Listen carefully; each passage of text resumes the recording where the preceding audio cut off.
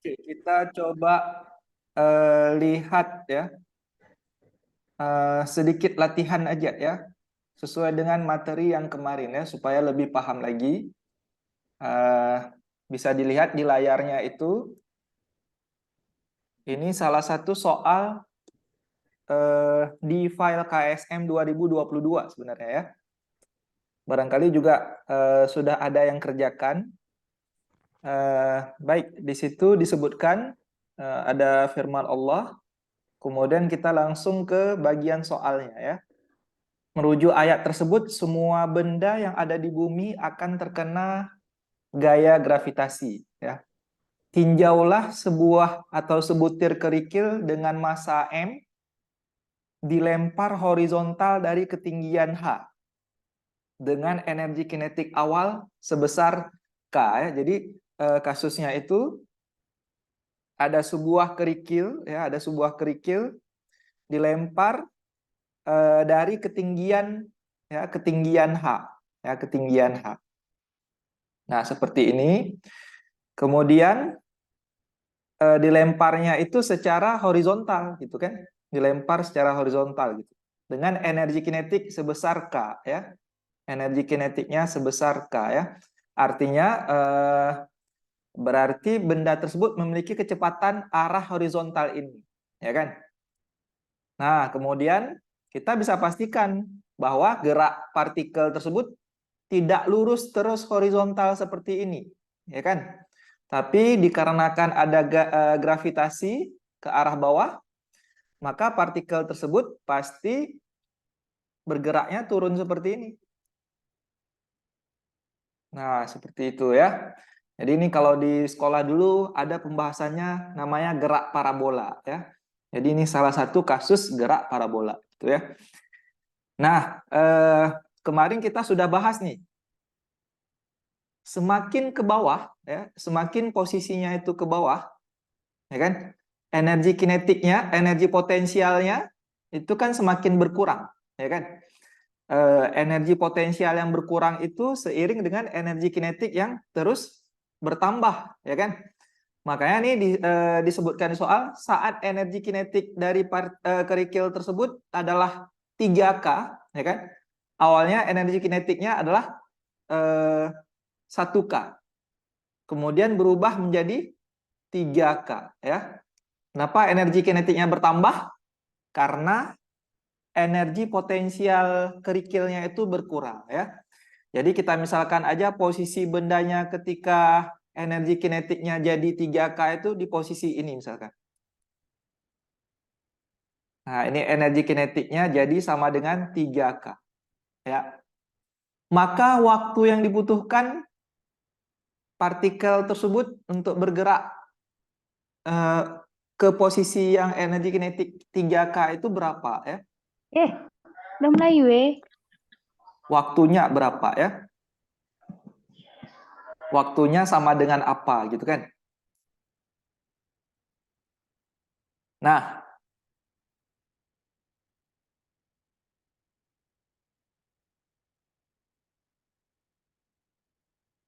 seperti yang sudah kita sampaikan kemarin, kalau ada soal yang bisa menunjukkan dua posisi, ya, misalkan ini posisi awal kita lambangkan dengan titik A, kemudian posisi akhir ini, posisi tujuannya kita lambangkan dengan titik B, kemudian gesekannya diabaikan, ya, itu merupakan sebuah pancingan ya, sebuah petunjuk bahwa kita bakalan bisa menggunakan hukum kekekalan energi mekanik ya. Jadi cara jawab soal ini kita mulai dari hukum kekekalan energi mekanik ya. Hukum kekekalan energi mekanik.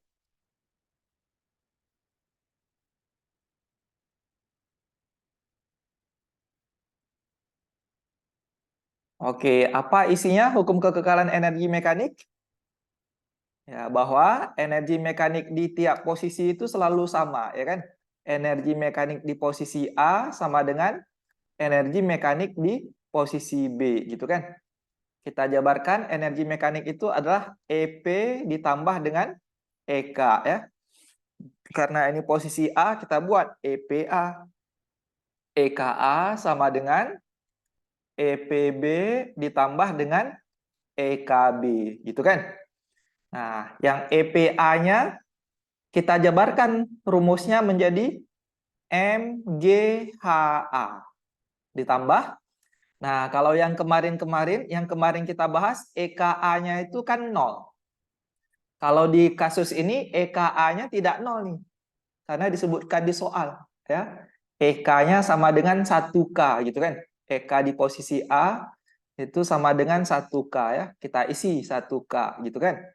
Sama dengan EPB itu adalah MGHB ditambah dengan EK di posisi B adalah yang ini ya, 3K. Nah, seperti itu ya.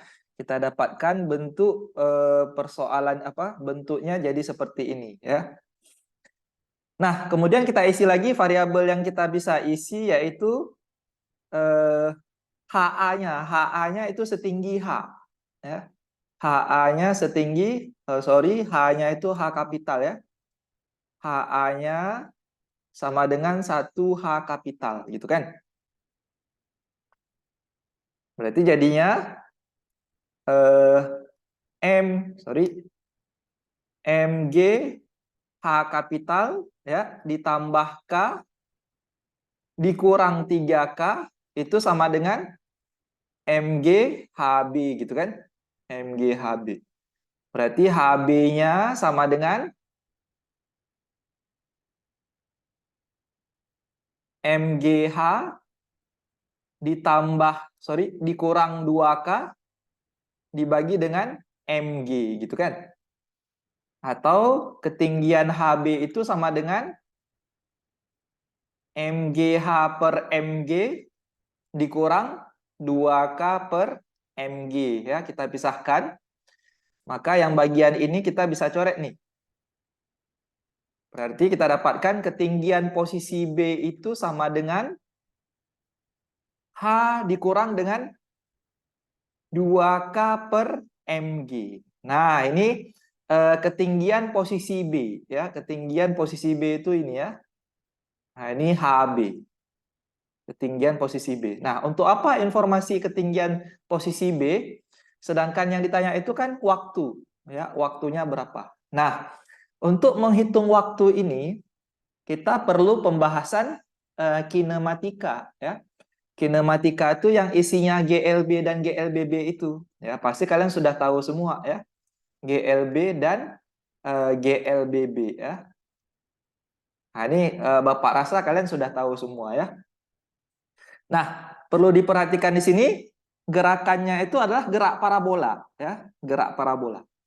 Nah, gerak parabola itu apa? Ya, kita bahas sedikit, ya, nggak apa-apa ya. Gerak parabola itu gerakan kombinasi di dua sumbu, ya, yaitu ada bagian sumbu X, ada bagian sumbu Y. Yang seperti apa tuh? Misalkan ada sebuah benda. Misalkan ada sebuah benda yang dilemparkan dari sebuah permukaan horizontal ya dengan kecepatan arahnya seperti ini. Kecepatannya katakanlah V0 ya. Kecepatan itu membentuk sudut, katakanlah sudutnya theta. Nah, gini ya. Terhadap sumbu horizontal. Nah, karena daerah tersebut ada percepatan gravitasi yang arahnya ke bawah, ya, maka tidak mungkin benda tersebut akan terus lurus ke atas, ya, tidak mungkin, ya kan? Maka bagaimana juga bentuk lintasannya? Bentuk lintasannya itu kita pastikan bahwa benda tersebut akan kembali jatuh ke tanah, gitu ya, kembali jatuh ke tanah seperti ini. Nah, gerakan seperti ini merupakan gerakan kombinasi antara sumbu X dan sumbu Y ya, karena dia ada bagian sumbu X-nya, ada bagian sumbu Y-nya gitu ya. Selain benda tersebut bergerak secara horizontal, benda tersebut juga bergerak secara vertikal gitu ya. Nah, dengan demikian kecepatan yang miring ini nih, yang ini Yang fenol itu seperti biasa, yang miring-miring itu kita bisa uraikan ya. Kita sudah sampaikan kemarin, yang miring-miring itu kita uraikan ya. Yaitu ada komponen sumbu X-nya, ada komponen sumbu X, ada komponen sumbu Y ya, ada komponen sumbu Y. Nah, seperti ini kan. Masih ingat nih? Yang mana yang dikali cos, yang mana yang dikali sin. Oke, mudah-mudahan masih ingat ya. Komponen sumbu X itu letaknya samping sudut ya, di samping sudut. Maka komponen sumbu X itulah yang bakalan kita kalikan dia dengan cos ya. Jadi komponen sumbu X V0 cos theta, sedangkan komponen sumbu Y ya, komponen sumbu Y menjadi V0 sin theta gitu kan. Nah, adik-adik sekalian, jadi gerakannya di sini langsung aja ya. Di bagian sumbu X dibahas secara GLB, sedangkan bagian sumbu Y dibahas secara GLBB ya. Kenapa bisa seperti itu ya? Nah, adik-adik sekalian mesti tahu beda GLB dan GLBB ya, itu terletak pada percepatannya.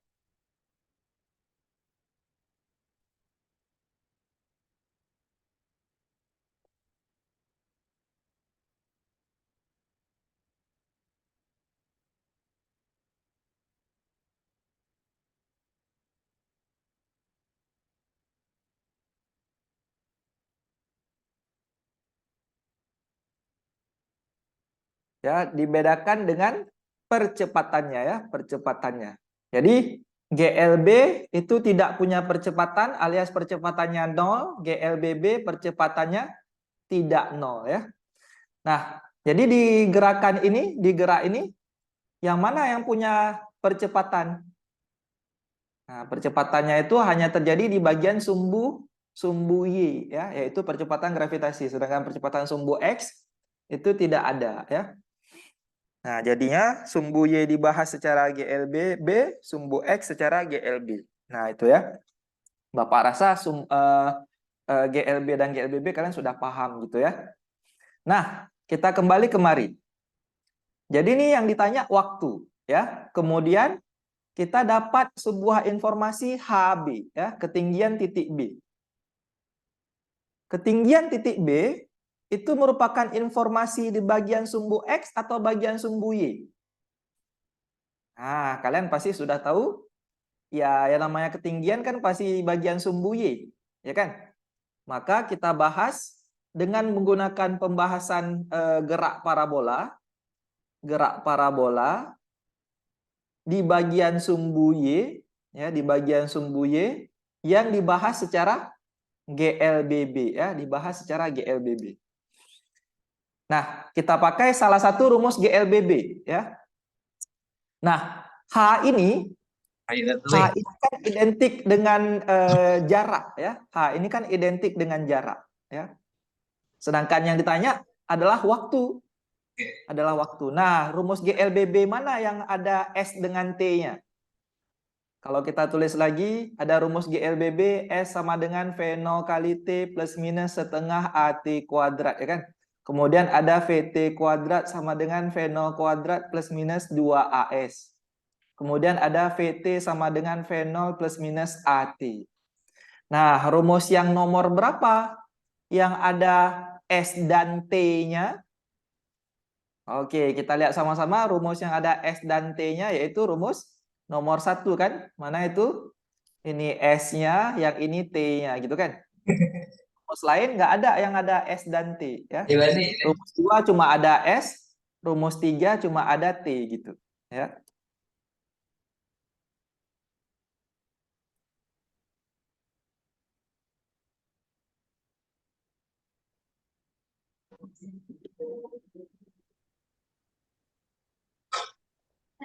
Oke. Nah, maka kita pakai rumus yang nomor 1 ya. Rumus yang nomor 1, S sama dengan V0 kali T plus minus setengah AT kuadrat ya. Plus minus setengah AT kuadrat. Kita bahas di sini S ini adalah jarak yang sudah ditempuh. Jarak yang sudah ditempuh. Jarak yang sudah ditempuh secara horizontal, secara vertikal, jangan lupa. Jarak yang sudah ditempuh secara vertikal. Perhatikan di sini bahwa bendanya bergerak dari posisi A ke posisi B, ya. Berarti benda tersebut sudah menempuh jarak semana nih?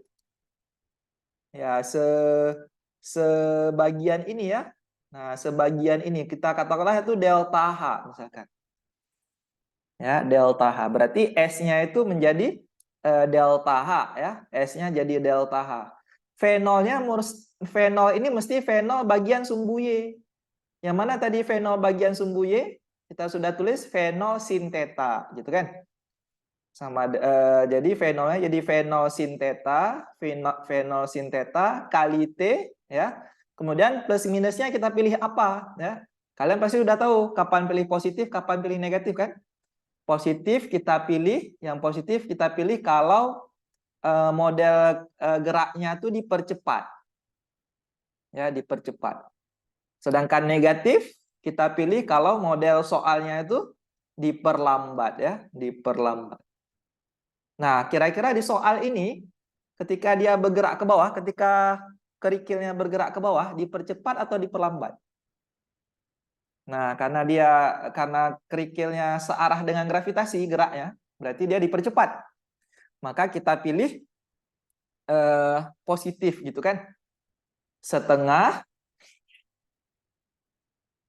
A itu percepatan, percepatannya sama dengan percepatan gravitasi, jadi G ya, setengah G T kuadrat ya, setengah GT kuadrat gitu ya. Nah, kita lanjutkan perhitungannya. Delta H itu kan berarti kita lihat di sini adalah selisih antara ketinggian titik A dan ketinggian titik B ya. Maka kita buat delta H itu adalah HA dikurang HB ya kan. Di mana HA itu tadi sama dengan 1H kapital dikurang HB-nya yang sudah kita dapatkan tadi. H dikurang 2K per mg gitu kan. Sama dengan V0 kali sin. Oke, sin theta. Theta itu kan sudut. Kalau kita lihat materinya tadi, sudutnya itu adalah sudut yang dibentuk antara arah kecepatan V0 ya dengan sumbu X ya, dengan sumbu X. Nah, ini ya sudutnya. Sudut tetanya itu adalah antara arah V0 dengan sumbu X. Nah, kita lihat di kasus soal kita. Arah V0-nya itu kan mendatar ya. Arah V0-nya itu kan mendatar ya. Mendatar seperti ini dan arah sumbu X kan juga itu. Ini bagian sumbu X. Berarti berapa sudut yang dibentuk antara sumbu X dan arah V0-nya? Karena dia berimpit, berarti sudut yang dibentuk itu sama dengan 0 derajat gitu ya, karena berimpit. Ya, bisa dipahami ya adik-adik sekalian? Karena V0 dan sumbu X-nya berimpit, maka sudutnya jadi 0 derajat gitu ya. Nah, berarti jadinya di sini kita lanjutkan sudutnya itu 0 derajat. Kali T ditambah setengah GT kuadrat. Oke, baru dikerjakan ya. Ketika kita kerjakan, kita dapatkan di sini ada sin 0. Sin 0 itu kan besarnya 0. Nah, ini perkaliannya sin 0 besarnya 0, berarti ini jadinya 0 ya. Tidak perlu kita tulis lagi ya. Kemudian di sini minusnya kita kalikan ke dalam. Gitu kan? Berarti muncul H kurang H. H kurang H kan habis. H kurang H habis, gitu kan? Terus minus kali minus, berarti dapatnya plus kan? 2K per mg itu sama dengan tinggal setengah GT kuadrat, gitu kan? Kemudian kedua ruas kita kali dengan 2, maka kita dapatkan 4K per mg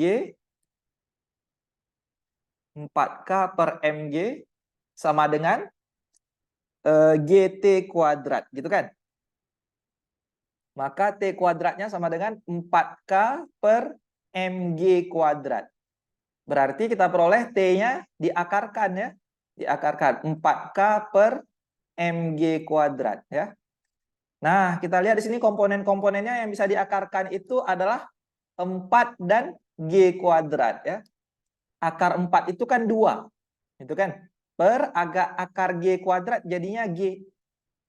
Dalam akarnya tinggal apa? Tinggal K bagi dengan M gitu ya.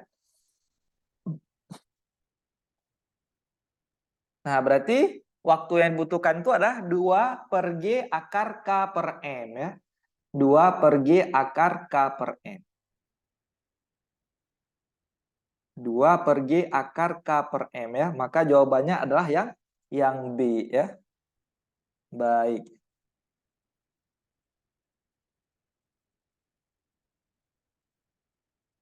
Nah, seperti itulah penggunaan prinsip energi ya. Terutama energi eh, potensial itu ya, energi mekanik ya, energi mekanik. Oke, bisa dipahami sampai sini? Mudah-mudahan bisa ya. Yang penting kalian eh, bisa tahu ya kalau levelnya itu ya sampai sini ya. Belajar itu levelnya itu sampai sebegininya gitu ya. Barangkali kita nggak ketemu ini di soal-soal sekolah kan. Di tingkat sekolah kita eh,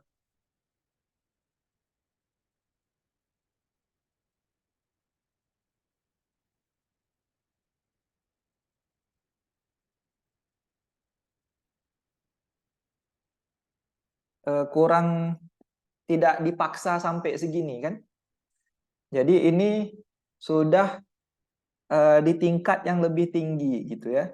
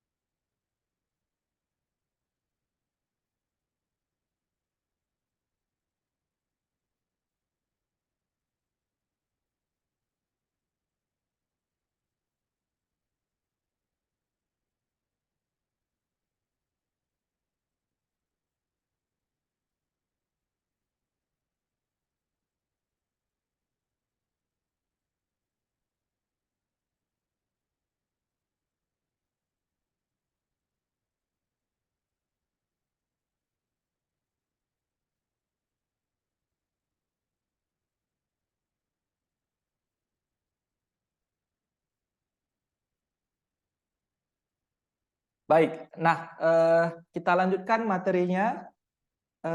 Bagian berikutnya ya, pembahasan di mekanika itu tentang impuls dan momentum ya, impuls dan momentum. Nah, ini konsep yang berikutnya yang bakalan kita coba pelajari.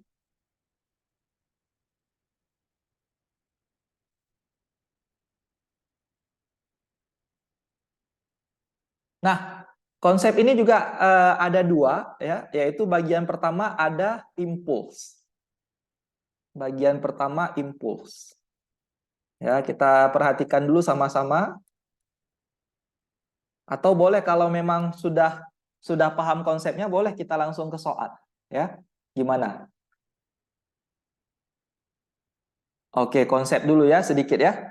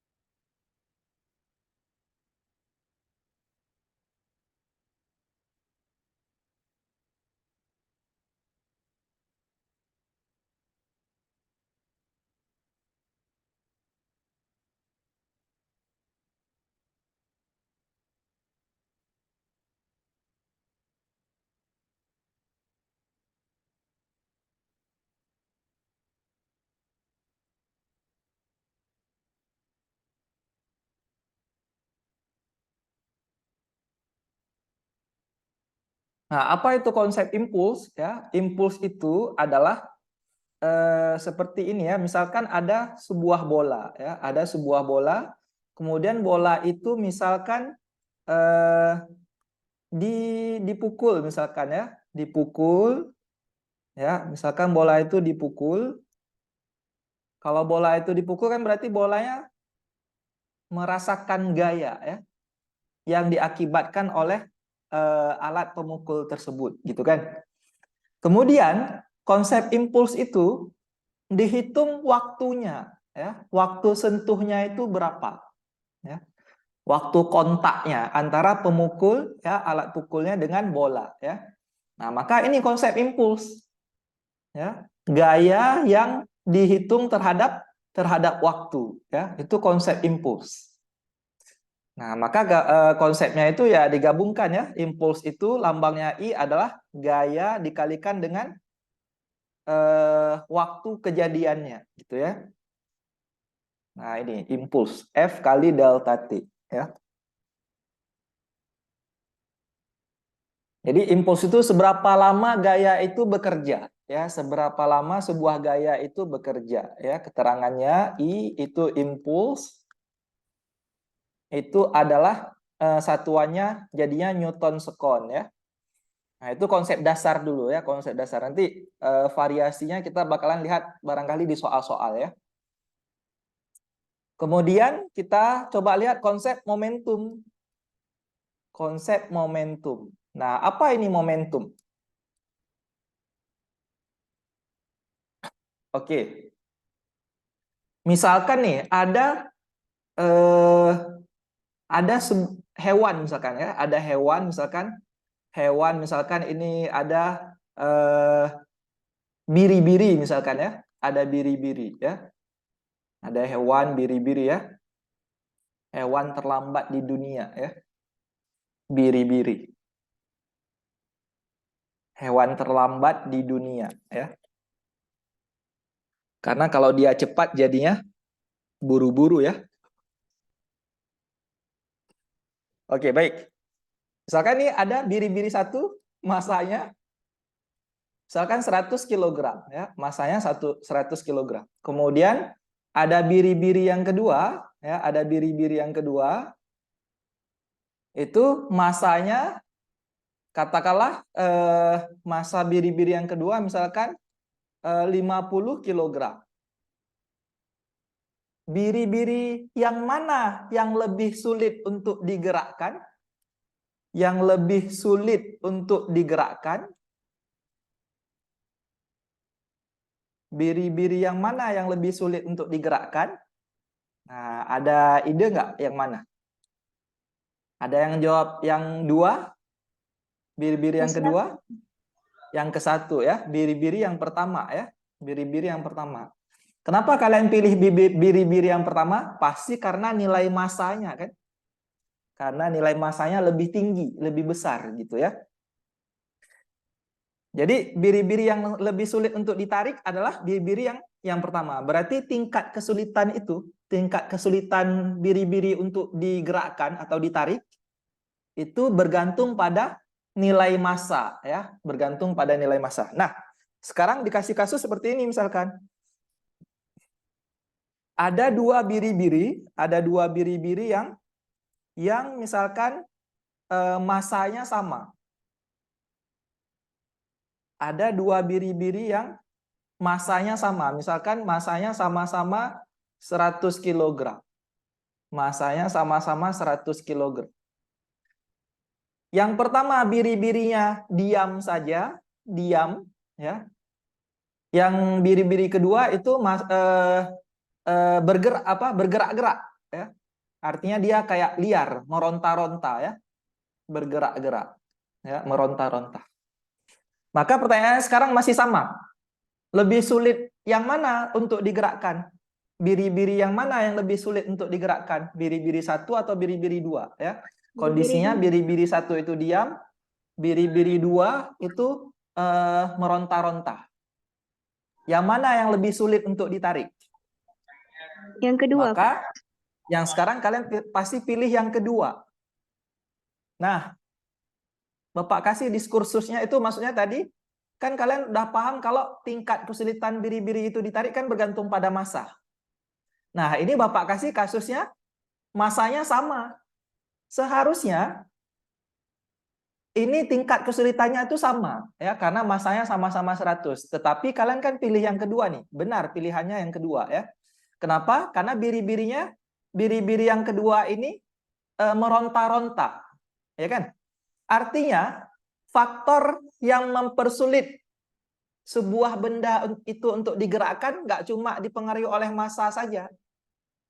Buktinya apa? Ini massanya sama-sama 100, tapi kalian pilih yang kedua, ya. Artinya ada faktor lain yang mempengaruhi tingkat kesulitan benda untuk digerakkan, ya, atau diubah geraknya, yaitu kondisi benda awalnya itu udah bergerak atau belum, gitu kan?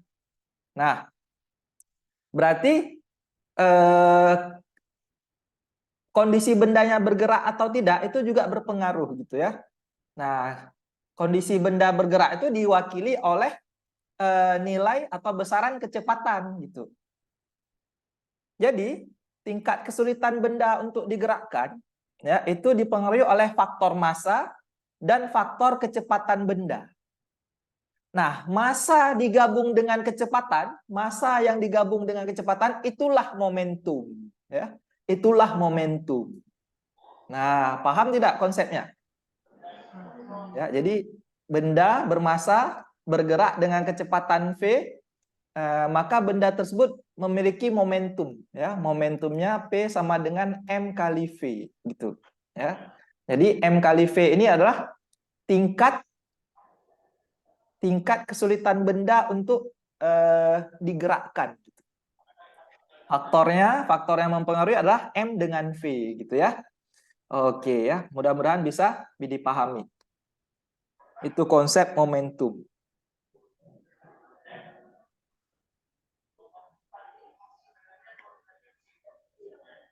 Ya, momentum satuannya adalah kilogram meter per sekon, gitu ya. Dah. Kemudian lagi-lagi ketika kita mempelajari pelajaran, ya, apapun pelajarannya, apapun studinya, kita nggak cuma disuruh mengingat poin-poin saja. Di sini kan ada 2 poin, ada poin impuls dan ada poin momentum, ya. Tapi yang namanya belajar itu kalian harus mampu melihat ada nggak hubungan antara impuls dan momentum. Nah, sampai ke situ dia belajar itu, ya. Nah, sekarang misalkan Bapak kasih kasus sebuah bola sedang diam. Kalau diam berarti kecepatannya sama dengan 0, menghasilkan nilai momentum yang juga sama dengan 0, ya. Kenapa momentumnya 0? Karena momentum itu rumusnya M kali V, ya. Kalau V-nya 0 berarti momentumnya 0 juga, gitu ya. Nah, kemudian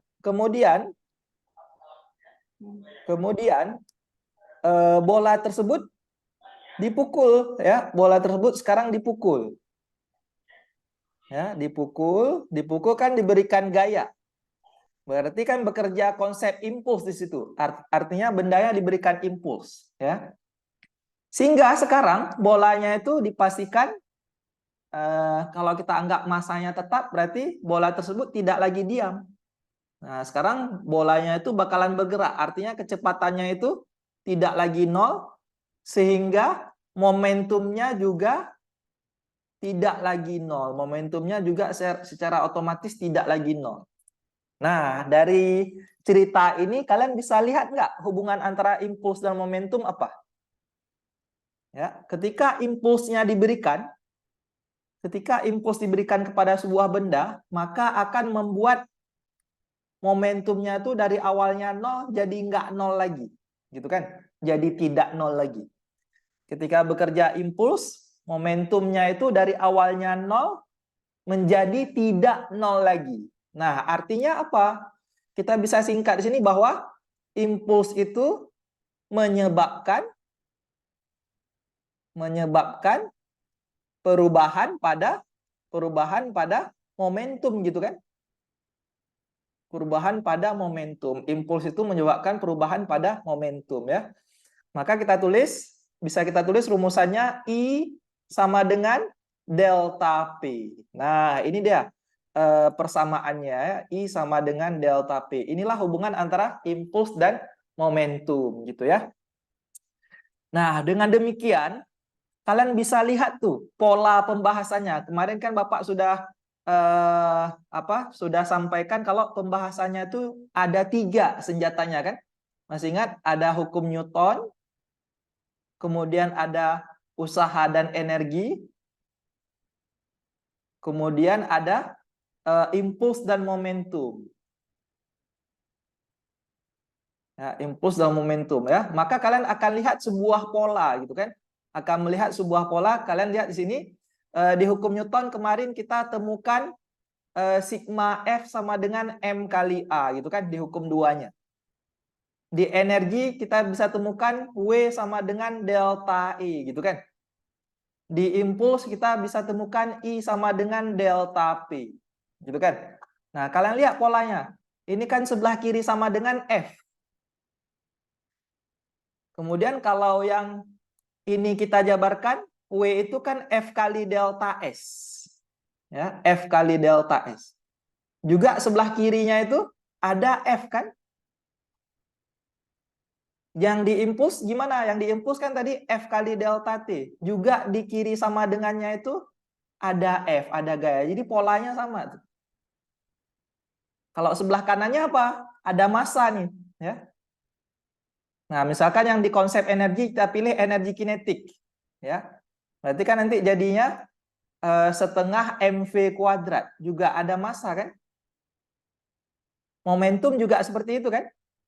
Kalau kita jabarkan rumusnya jadi M kali delta V, juga sebelah kanannya ada massa ya. Nah, jadi ini nih inti fisika. Ya kan? Dia tuh membentuk satu pola yang sama ya, materinya tuh membentuk satu pola yang sama gitu ya. Nah, jadi kalau kalian pelajari betul-betul, kalian bakalan temukan pola-pola seperti ini, polanya sama. Jadi ini merupakan konsep dasar di mekanika gitu ya. Konsep dasarnya. Ada gaya yang bekerja pada sebuah benda, gaya yang bekerja pada sebuah benda. Nah, seperti itu ya. Oke. Kemudian pembahasannya lagi ya. Biasa konsep impuls dan momentum itu melibatkan dua benda ya. Melibatkan dua benda dan kejadiannya itu disebut dengan kejadian tumbukan. Nah, di konsep impuls dan momentum lah dibahas tumbukan ya. Apa itu tumbukan? Tumbukan ya tabrakan ya. Yang namanya tabrakan berarti kejadiannya itu minimal harus ada dua buah benda ya. Misalkan bendanya itu kita namakan ada MA dan MB. Kemudian kita misalkan keduanya bergerak ya, keduanya bergerak, katakanlah A bergerak dengan kecepatan VA dan B bergerak dengan kecepatan VB di lintasan lurus yang sama misalkan ya. Maka kemudian kita bisa prediksi beberapa detik berikutnya benda A dan benda B akan bertumbukan ya, akan bertumbukan. Nah, gini ya. Nah, kalian semua udah tahu kan kemarin berdasarkan hukum 3 Newton ketika bertumbukan itu benda A mengerjakan gaya pada benda B juga mengerjakan gaya pada benda A. Ya, sehingga kita bisa prediksi kejadian berikutnya, anggap masanya tetap, berarti kejadian berikutnya benda A dan benda B itu misalkan terpental. Ya, terpental ya. Benda A bergerak ke arah kebalikannya, VA aksen, dan benda B bergerak ke arah kebalikannya, yaitu VB aksen gitu ya. Nah, seperti ini ya. Jadi di mana impulsnya? Kalian bisa tentukan nggak di mana impulsnya? Impulsnya itu terjadi di mana? Ya. Nah, kalian bisa lihat bahwa impuls itu terjadi ketika ketika tumbukannya, ya. Jadi kan syarat impuls itu ada gaya, ada gaya. Nah, gaya itu kan bekerja ketika terjadi tumbukan, ya, gaya aksi reaksi itu. Jadi impuls itu bekerja di ketika tumbukan, ketika bertumbukan, bertumbukan. Ya, gambar pertama sebelum tumbukan, sebelum tumbukan. Gambar kedua sesudah tumbukan, gitu kan? Gambar ketiga sesudah tumbukan. Nah, jadi kita lihat di sini, misalkan kita tinjau benda A. Benda A, momentumnya ini kan ke arah kanan. Ya, momentum benda A itu ke arah kanan. Kemudian terjadi impuls, kemudian membuat momentum benda A ini sekarang ke arah kiri. Nah, ini maksudnya impuls itu menyebabkan momentum benda berubah. Ya. Nah, momentum itu, maaf ya, tadi kelupaan, momentum itu merupakan besaran vektor. Ya, besaran vektor, apa artinya besaran vektor? Besaran yang memiliki arah, ya, nilai dan arah. Nah, kita lihat lagi, benda A mula-mula arahnya ke kanan, kemudian setelah bertumbukan arahnya jadi ke kiri. Nah, itu maksudnya impuls menyebabkan perubahan momentum. Begitu juga apa yang terjadi di benda B. Mula-mula dia ke kiri momentumnya, kemudian sesudah tumbukan momentumnya jadi ke kanan, ya. Jadi impuls menyebabkan perubahan momentum, itu konsepnya, gitu kan tadi kan? Oke. Nah, kemudian di kejadian tumbukan ini berlaku sebuah hukum lagi, ya. Kalau kemarin ada hukum kekekalan energi, sekarang ada hukum kekekalan momentum.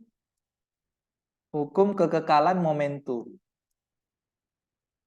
Nah, ini ya konsepnya hukum kekekalan momentum, ya. Apa arti kekal? Kekal artinya tetap, tidak berubah, ya.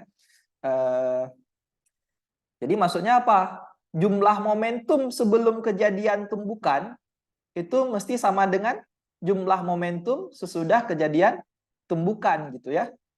Nah, kita bisa lihat tadi gambar sebelum tumbukan kan ada di gambar pertama, ya. Benda A punya momentum, benda B juga momentum, dijumlahkan. Berarti kita bisa buat momentum A yaitu MAVA ditambah dengan MBVB, gitu kan? Sama dengan momentum sesudah tumbukan ada di gambar 3. Ya, sesudah tumbukan berarti jadinya MAVA aksen ditambah MBVB aksen. Nah, seperti itu ya. Konsep hukum kekekalan momentum. Nah, kembali lagi ke 3 senjata utama tadi. Nah, di hukum Newton berlaku hukum kekekalan massa, ya, kekekalan massa. Di energi ada hukum kekekalan energi. Nah, di bab impuls ada hukum kekekalan momentum. Nah, ini dia dasar-dasar sains, ya, dasar-dasar fisika ini, ya. Bahkan ini yang mendasari apa yang terjadi di alam semesta, gitu ya. 3 hukum inilah hukum fundamental di alam semesta, ya. Apapun kejadian di alam semesta, dasar hukumnya 3 ini, ya. Oke. Kemudian pembahasan berikutnya ada jenis-jenis tumbukan, ya. Ada jenis-jenis tumbukan, ya. Ada berapa jenis tumbukan itu? Sudah pernah belajar semua jenis tumbukan? Ada 3, ya. Oke, yang pertama ada yang disebut dengan tumbukan lenting sempurna.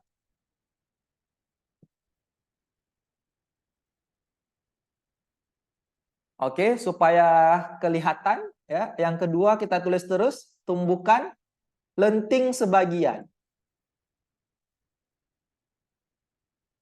Kemudian yang ketiga tumbukan tak lenting sama sekali, ya. Tak lenting sama sekali.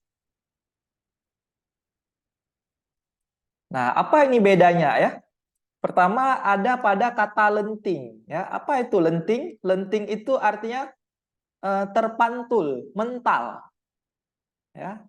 terpental itu lenting. Ya, artinya apa? Maksudnya tumbukan lenting itu tumbukan yang ketika sesudahnya itu kedua benda terpisah. Kedua benda terpisah. Contohnya yang ini tadi. Setelah bertumbukan kedua benda itu terpisah. Itu tumbukan lenting namanya. Maka arti tumbukan tak lenting sama sekali maksudnya apa? Berarti setelah tumbukan, ya, setelah tumbukan kita gambarkan setelah tumbukannya itu kedua benda akan nempel, ya, MA dengan MB-nya bakalan menempel dan bergerak bersama-sama gitu kan. Ini paket ini akan bergerak bersama-sama ya dengan kecepatan V aksen misalkan. Nah, itu tumbukan tak lenting sama sekali ya. Kalau lenting artinya setelah tumbukan keduanya itu terpisah atau terpental. Nah, sekarang apa bedanya tumbukan lenting sempurna dengan tumbukan lenting sebagian? Nah, sekarang misalkan Bapak tanya, pernah nggak kalian main bola basket? Ya. Nah, di permainan bola basket itu kan misalkan bola basketnya kita lepaskan dari suatu ketinggian. Ya. Misalkan ketinggiannya itu kita lepaskan dari ketinggian H misalkan. Kemudian bola basket itu akan bertumbukan dengan lantai. Ya. Bola basket itu akan bertumbukan dengan lantai ya. Bergerak ke bawah karena gravitasi, kemudian bertumbukan dengan lantai. Setelah dia bertumbukan, dia bakalan terpental ya kan? Terpental ke atas. Ya, mula-mula dia bertumbukan dengan lantai, kemudian setelah bertumbukan dia akan terpental ke atas gitu. Nah, ini tumbukan lenting kan? Karena tumbukannya itu terjadi antara bola dengan lantai. Setelah tumbukan, bola dan lantainya tidak bersatu, ya. Nah, yang namanya tumbukan ketika kalian lepaskan bola basket itu, dan bolanya terpental, apakah bolanya terpental kembali ke ketinggian semula, bakalan kembali ke ketinggian semula ini, ke level semula? Paham maksudnya? Ketika bolanya itu terpantulnya balik ke ketinggian semula nggak? Balik ke tangan kalian nggak? Ingat ya, dilepas, bukan di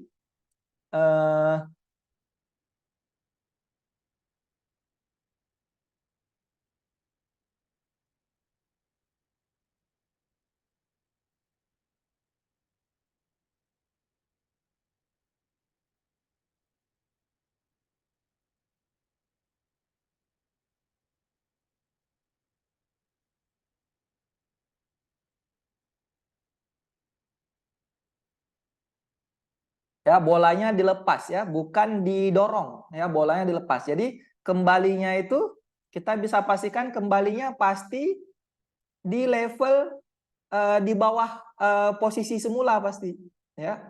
Kembalinya pasti di bawah posisi semula ya. Nah, awalnya misalkan dari ketinggian ini, dari ketinggian H, ketika balik kan pasti dia jadi di sini ya, H akse. Nah, yang namanya tumbukan lenting sempurna, baliknya itu balik ke ketinggian semula, akan kembali ke ketinggian semula. Nah, itu tumbukan lenting sempurna. Yang pada kenyataan nanti tidak pernah terjadi, gitu kan? Nah, itu beda antara tumbukan lenting sempurna dengan lenting sebagian. Kalau lenting sempurna, bolanya bakalan balik ke ketinggian semula. Ya. Kalau lenting sebagian, bolanya kembalinya tuh ke ketinggian yang lebih rendah, gitu ya. Jadi apa di sini perbedaannya? Kalau yang lenting sempurna itu tidak ada energi yang terbuang, tidak ada energi yang terbuang ketika tumbukan. Ya, artinya tidak ada katakanlah energi kinetik ya, energi kinetik yang terbuang ya ketika tumbukan. Nah, itu karakteristiknya. Kalau yang tumbukan lenting sebagian itu ada energi yang terbuang. Makanya dia nggak bisa balik ke level energi sebelumnya, ya karena ketika tumbukan ada energi yang terbuang, baik itu dalam bentuk energi bunyi ya atau energi panas ya dan sebagainya gitu. Nah, maka tingkat keterpentalan itu, tingkat lenting itu, ini kan sempurna, ini kan lenting sempurna. Berarti dia terpental secara sempurna, makanya balik lagi ke ketinggian semula. Kalau yang kedua tadi lenting sebagian ya, tidak sempurna. Nah, tingkat kesempurnaannya itu sudah diwakili oleh sebuah nilai ya, sebuah besaran yang disebut dengan koefisien restitusi. Ya, koefisien restitusi. Restitusi ya. Nah, kalau dilambangkan dengan huruf E, tumbukan lenting sempurna itu berarti dia sempurna 100%, 100% terpental gitu. Nah, 100% artinya sama dengan 1 itu kan. Nah, jadi koefisien restitusinya itu sama dengan 1. Nah, kalau yang tumbukan tak lenting sama sekali, berarti dia tidak terpental sama sekali. Berarti tingkat keterpentalannya itu 0%. Makanya koefisien restitusinya itu 0 gitu ya. Nah, sedangkan tumbukan lenting sebagian, nah, koefisien restitusinya pasti berkisar antara 0% sampai 1% ya. Yang ini E-nya itu lebih dari 0, kurang dari 1 gitu ya. Nah, ini.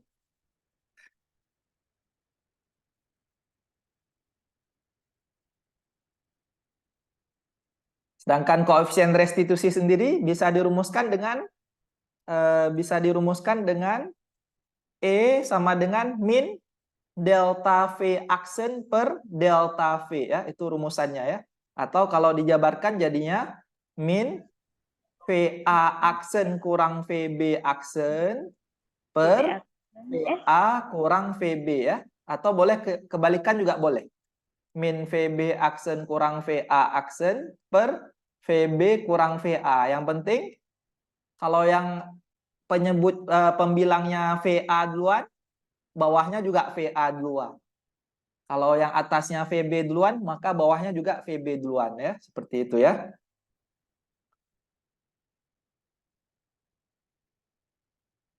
Nah, inilah pembahasan tentang konsep impuls dan momentum ya, impuls dan momentum.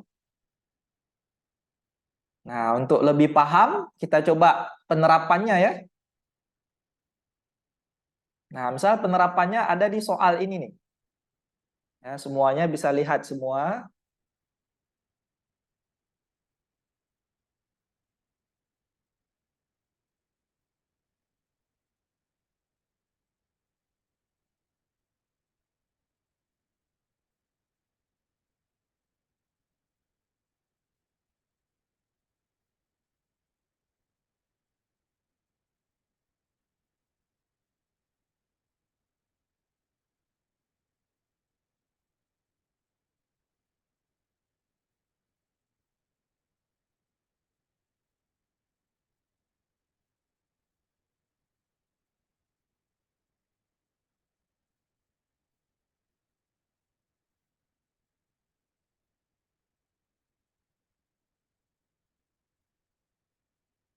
Oke, kalian bisa lihat semua ya di situ. Sebuah balok kayu bermasa 1 kilogram. Ya, sebuah balok kayu bermasa 1 kilogram. Yang warna merah itu ya. Berada di dasar bidang miring dengan sudut kemiringan theta. Diketahui tangen tetanya itu sama dengan 3/4 ya. Tangen theta sama dengan 3/4. Masanya tadi 1 kilogram. Kalian bisa paham nggak? Dari nilai tangen theta 3/4, kita bisa dapatkan nilai sinus dan kosinusnya. Sinus dan kosinusnya. Jadi kalau tangennya 3/4, sinusnya berapa? Kosinusnya berapa?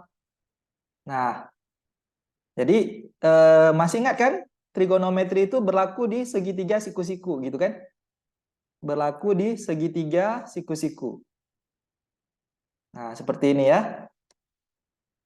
Misalkan ini sudutnya theta, tetanya di sini, berarti kalau tangen theta 3/4, Jika tangen tetanya adalah 3/4, berarti tangen itu kan rumusnya desa, depan per samping. Berarti sisi depannya 3, sisi sampingnya 4 maksudnya gitu ya. Maka kita bakalan dapatkan sisi miringnya jadi 5 kan, berdasarkan apa? Pitagoras ya kan. Nah, dengan demikian kita dapatkan nilai sinnya demi depan per miring berarti jadinya 3/5. Nilai cosnya jadi sami 4/5 ya, itu maksudnya ya. Oke. Kemudian sepucuk senapan ditembakkan mengarah pada balok tersebut dengan arah sejajar bidang miring. Nah, kalian bisa lihat di situ ya.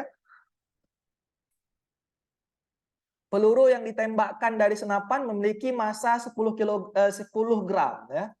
Berarti yang tadi kita buat massa balok misalkan MB, massa balok. Massa peluru kita buat MP 10 gram ya. Karena satuannya mesti SI berarti ini jadinya 0,01 kilogram kan gitu.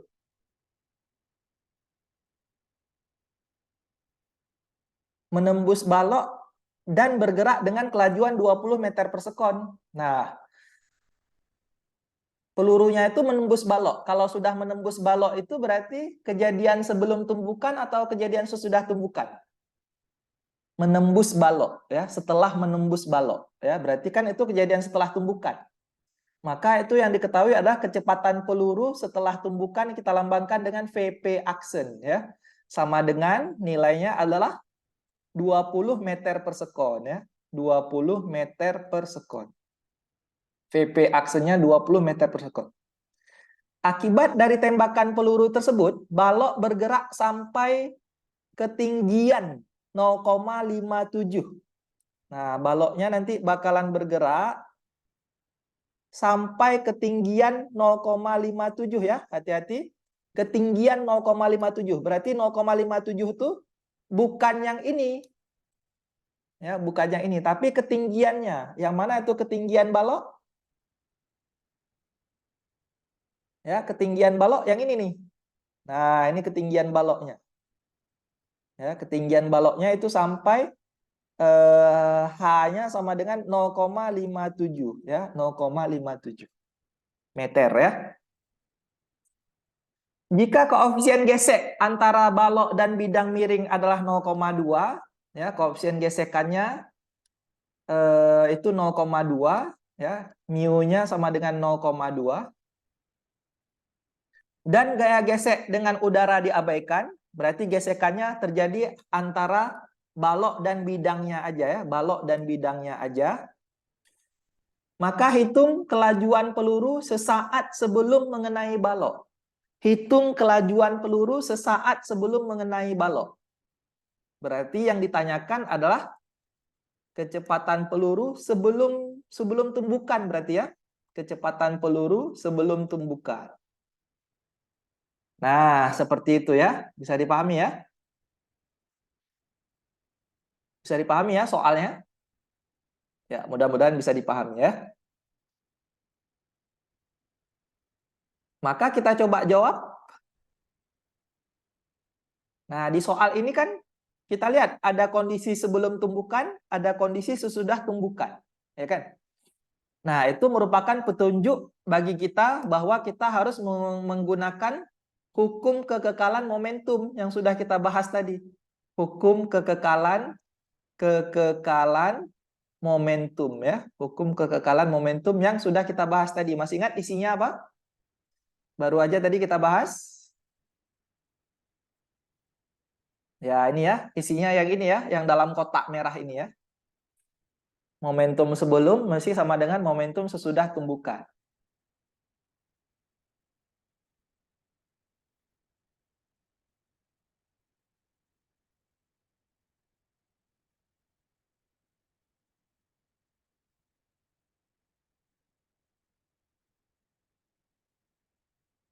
Nah, maka kita jabarkan jadinya MAVA ditambah MBVB sama dengan MAVA aksen ditambah MB VB aksen. Nah, itu kalau bendanya A dan B. Sekarang kan bendanya balok dan peluru. Kita sudah wakilkan tadi variabelnya. Berarti yang ini kita buat aja untuk balok, berarti MBVB. Yang ini yang satunya lagi untuk peluru ya, MPVP. Nah, ini gitu juga. Yang sebelahnya gitu juga ya. MBVB aksen ditambah MPVP aksen.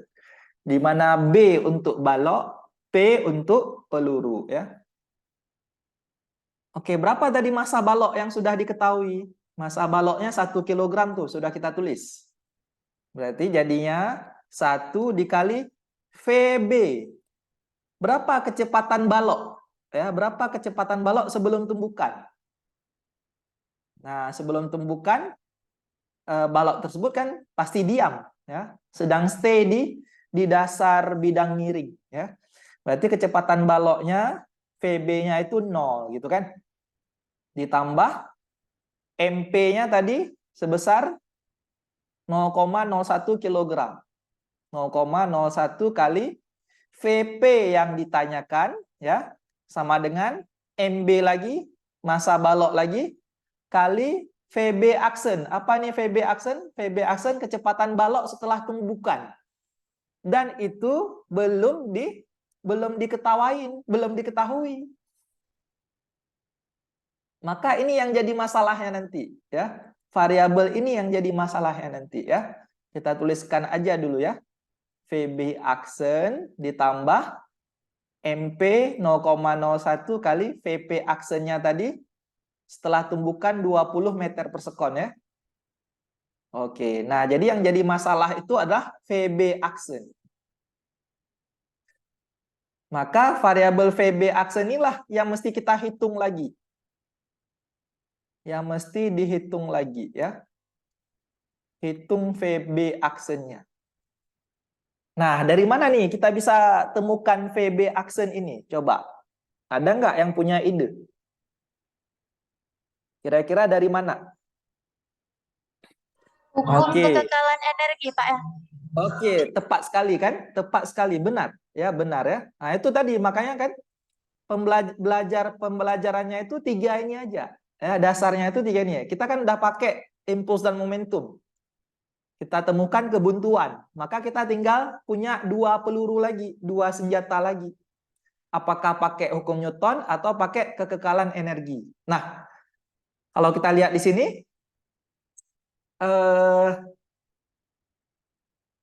ini kan ada 2 titik, ya, ada 2 titik nih. Ya, kalau ada 2 titik sebagai tinjauan, katakanlah ini titik, katakanlah yang pertama sebagai titik apa nih misalkan? Titik C misalkan, yang terakhirnya titik D. Kalau udah ada 2 titik seperti ini, biasanya itu petunjuk untuk menggunakan konsep energi, ya, konsep energi, ya. Nah, sekarang Bapak tanya, apakah bisa di sini kita gunakan konsep hukum kekekalan energi mekanik yang EMA sama dengan EMB, atau di sini berarti EMC sama dengan EMD, energi mekanik di titik C sama dengan energi mekanik di titik D. Apakah di sini kita bisa gunakan? Maka jawabannya tidak bisa. Oke? Tidak boleh pakai hukum kekekalan energi mekanik. Kenapa? Karena di sini ada gesekan, ada gaya geseknya. Nah, itu menyebabkan kita nggak bisa gunakan hukum kekekalan energi mekanik. Ya, sudah Bapak jelaskan kemarin. Kalau energi mekanik itu bakalan kita gunakan, syaratnya adalah tidak boleh ada gaya gesekan. Ya. Nah, karena ini ada gaya gesekan, tidak bisa kita gunakan. Ya. Maka ini kita gunakan apa? Nah, kita lihat di sini. Kalau ketinggiannya itu 0,57 ini, 0,57 itu, kita bakalan bisa cari ini nih, delta S ini. Ya, delta S-nya kita bisa hitung. Ya. Maka kalau dia ada delta S, berarti kita gunakan konsep usaha. Ya, berarti kita mulainya dari usaha. Ya. Pakai usaha dan energi. Usaha dan energi. Apa kemarin hubungannya? Usaha sama dengan perubahan energi ya. Energi apa nih yang kita pakai? Energi potensial atau energi kinetik? Nah, karena di sini kita sedang cari kecepatan, maka kita pakai energi kinetik gitu ya.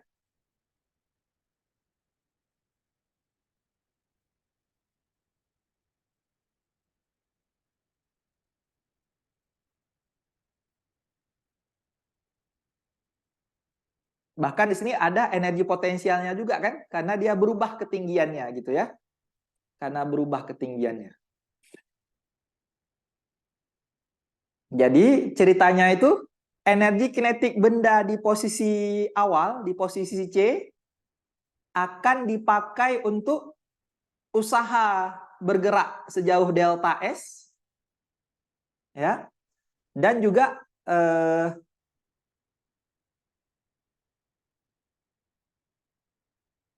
tidak perlu ya, tidak perlu energi potensialnya, karena energi potensial nanti kita bisa masukkan ke gaya berat ya, bisa di gaya berat ya. Jadi cukup ini aja. Kalau kita jabarkan, W itu kan sigma F kali delta S. Ya. Delta EK-nya itu kan EK awal kurang EK akhir kan. Ya.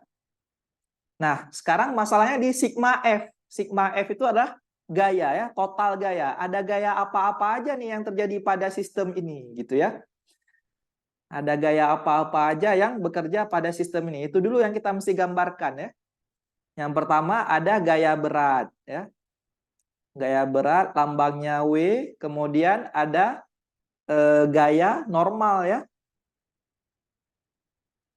Ada gaya normal, arahnya tegak lurus seperti ini, gaya normal. Kemudian ada gaya gesekan ya. Gaya gesekannya ke arah bawahnya ya. Karena bendanya bergerak ke atas berarti gesekannya ke arah bawah, F gesekan. F gesekannya ke arah bawah gitu ya. Nah, kemudian gaya berat itu mendapat, jangan lupa gaya beratnya mendapat penguraian. Nah, seperti kemarin juga. Berarti penguraiannya itu ada komponennya yang ini, kemudian komponen ke bawahnya ya. Jangan lupa ada komponen ke bawahnya.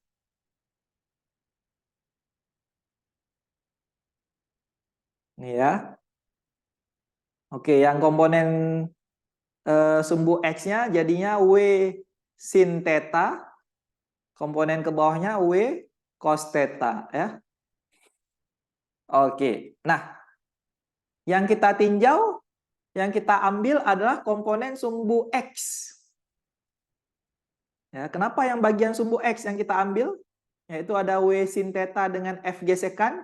Karena kemarin kita sudah pelajari syaratnya adalah F-nya mesti sejajar dengan delta S. Ya, mesti sejajar atau segaris. Karena delta S-nya sumbu X, maka yang kita pilih di bagian sumbu X gitu ya. Ada W sin theta, ada F gesekan ya. Oke, berarti di sini karena arahnya sudah sama, kita langsung aja pilih arahnya positif ya, karena tadi EK awal kurang EK akhir. Berarti W sin theta ditambah F gesekan kali delta S sama dengan EK awalnya berarti setengah massa balok kali inilah jadi VB aksen itu. Ya kan? Karena VB aksen itulah yang menyebabkan balok bisa bergerak ke atas. Ya. Baloknya bergerak sehingga bisa berhenti di titik D ini ya. Dikurang dengan V akhirnya setengah massa balok kali setengah massa balok dikali dengan VB awal ya, VB awal, V akhirnya itu di mana V akhirnya nanti dia diam. Kalau diam berarti kecepatan akhir ini nilainya 0 gitu ya. Oke, kita lanjut pembahasannya. Berarti di sini W itu jadinya M kali G, berarti massa balok kali G kali sin tetanya itu Kita sudah tulis tadi sin theta bernilai sin theta yang ini ya, 3/5. Berarti sin theta kali 3/5 ditambah F gesekannya adalah mu kali N. Ya, jangan lupa mu kali N. Kali delta S. Nah, delta S-nya berapa nih? Apa itu delta S tadi? Perpindahan benda ya. Perpindahan bendanya berapa? Nah, dari mana kita bisa cari delta S itu? Ayo, coba. Iya, kita bisa cari dari, lagi-lagi kita main di trigonometrinya. Ya. Kita main di trigonometrinya. Kan ada segitiga siku-siku di situ. Ada segitiga siku-siku, bidang miringnya itu kan segitiga siku-siku. Sisi miringnya sebagai delta S, sisi tegaknya sebagai H, ini tetanya, gitu kan? Hubungan trigonometri apa nih? Depan per miring. Oke, kita percepat. Depannya sin theta, depannya itu H, miringnya delta S, gitu kan? Sin tetanya tadi adalah 3/5 sama dengan H-nya itu 0,57 per delta S, gitu kan? Berarti delta S-nya sama dengan 5 kali 0,57 per 3. Ya. Berarti kita bisa buat 2,85 per 3. Delta S-nya 2,85 per 3. Oke, selesai untuk delta S-nya. Kemudian dilihat lagi di sini ada variabel N. Nah, gimana nih cara hitung variabel N? Oke, variabel N bekerjanya di sumbu Y. Nah, maka di sini untuk menghitung variabel N, kita punya satu senjata lagi kan tadi. Kita pakai hukum Newton ya. Oke, berarti di soal inilah terpakai ketiga-tiganya. Di soal ini terpakai konsep ketiga-tiganya itu, hukum Newton ya, terutama hukum 1 Newton. Karena di sumbu Y tidak ada gerakan ya. Sumbu Y bendanya diam ya, pakai hukum 1 Newton. Maka jadinya sigma Fy sama dengan 0. Di sumbu Y ada gaya normal dan gaya W cos theta gitu ya. Berarti jadinya N kurang W cos theta sama dengan 0. Berarti N-nya sama dengan W cos theta. Berarti N-nya sama dengan M kali G massa balok kali G kali 4/5. Berarti N-nya sama dengan 4/5 massa balok kali G. Nah, ini untuk N-nya. Oke, yang bakalan dimasukkan ke kemari nanti ya. Oke, maka kita lanjutkan perhitungannya. Ya, sabar ya. Sedikit lagi. Delta S 2,85 per 3 sama dengan setengah massa balok. Itu kita buat MB aja. Kali VB aksen kuadrat ya, kurang 0 ya. Lanjutannya berarti massa balok kali G kali 3/5 ditambah mu-nya berapa tadi mu-nya? 0,2 ya. Koefisien gesekan 0,2.